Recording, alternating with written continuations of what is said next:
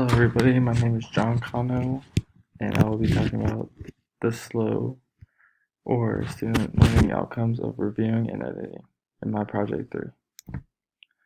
So, for reviewing and editing, in this project 3 was mostly grammar and misspelled words in my rough draft portion of this project.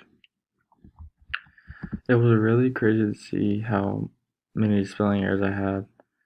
It was very unprofessional, so I went through thoroughly with my tutor, and he really helped me find other ways to say a sentence, or either even making a new word that makes it more professional. So when I fixed that, I went to the overall organization of my project to make sure it was easy to get through and easy to locate stuff in my Prezi. At first, like for example, these circle, they were all over the place. One was over here, one was over here. So I kind of made them make sure they were in columns, or like even, so I put them to where they're evenly spaced, so it looks really nice.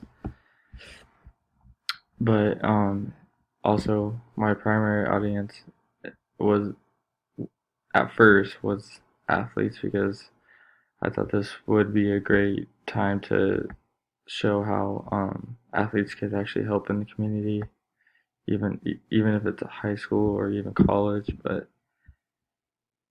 so I changed it into anyone that is involved with homeless shelters, because I think this should be for everybody to learn and show their interest into it.